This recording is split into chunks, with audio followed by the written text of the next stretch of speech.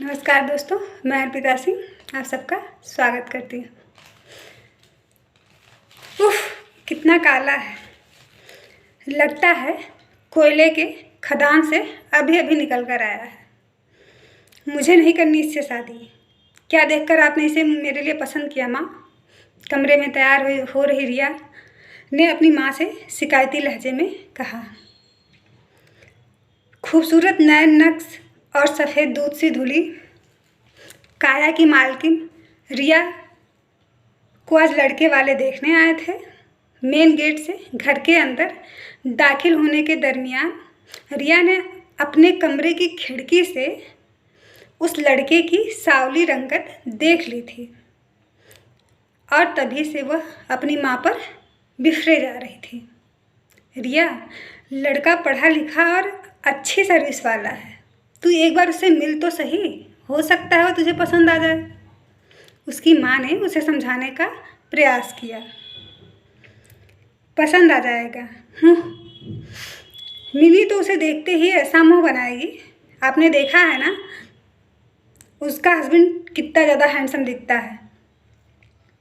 अपनी पक्की सहेली मिनी का जिक्र करते हुए रिया ने कहा। ले आ गई मिनी भी। मिनी, अब तू ही इसे तैयार कर। दरवाजे पर मिनी को देखकर रिया की माँ मिनी से बोलती हैं और वहाँ से चली जाती हैं। मिनी के सामने रिया अपना दुखड़ा रोने ही वाली थी कि उसकी नज़र उसके चेहरे पर पड़ी और उसने पूछा, अरे क्या हुआ? तेरे हाथ पर यह चोट कैसी? रिया के प्रश्नों ने मिनी के आँखों में आंसू ला दिए। कुछ नहीं रिया, बाथरूम में फिसल गई थी। चल तुझे तैयार कर देती हूँ। मुंह फेरकर मिनी आईने के सामने जा खड़ी हुई। तू झूठ बोल रही है मिनी, मुझे सच सच बता, ये चोट तुझे कैसे लगी? रिया ने उसे कंधे से पकड़कर बेड पर बिठा दिया। मिनी फूट फूट कर रोने लगी। फिर उसने जो बताया उसे सुनकर रिया से सकते में आ गई। यह क्या कह रही है तू? अमन जीजू तुझ पर हाथ कैसे उठा सकते हैं? कितने स्मार्ट और चार्मिंग हैं। वह तुझे कितना प्यार करते हैं। रिया की आंखों में हैरत के भाव थे।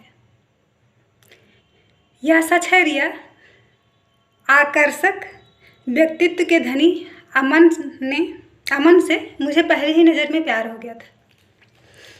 उसके बाहरी आकर्षण के सम्मोहन में आकर मैं उसके भीतर की गंदगी को नहीं देख सकी, जिसका दुष्परिणाम मुझे रोज़ भुगतना पड़ता है। किसी से कह भी नहीं सकती क्योंकि उससे शादी का फैसला भी मेरा ही था। मिनी फपक पड़ी। रिया समझ नहीं पा रही थी कि वह उसे कैसे सांत्वना दे। रिया, सुखी जीवन के लिए जीवन साथी का स्मार्ट होना उतना ज़रूरी नहीं है जितना उसका प्यार और साथ ज़रूरी होता है। मिनी ने रिया को समझाया।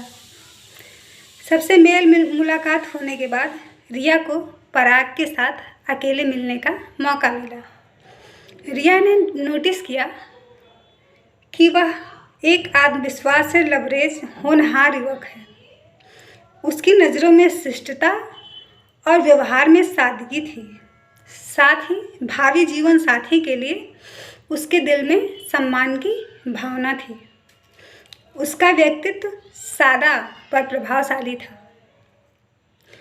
अचानक ही पराग की सांवली रंगत उसे भाने लगी और उसे वह दुनिया का सबसे स्मार्ट युवक दिखाई देने लगा। उसने तनिक भी समय न गंवाते हुए अपनी शादी के लिए पराग से शादी के लिए अपनी स्वीकृति दे दी। तब वो राजी हो गई कि हाँ, मुझे इससे शादी करनी है। और यहाँ पे रिया ने सही फैसला लिया कि दोस्तों ज़रूरी नहीं है कि जो बाहर से दिखने में अच्छा हो वो अंदर से भी उतना अच्छा हो। जिसके साथ हमें ज़िंदगी बितानी है, अगर लाइफ पार्टनर आप चूज़ कर रहे हैं, तो आपको ये ज़रूर देखना चाहिए कि आपके लिए उसके अंदर सम्मान की भावना है या नहीं। वो आपके साथ कदम से कदम मिलाकर चलेगा, आपको किसी परिस्थिति में अकेला नहीं छोड़ेगा।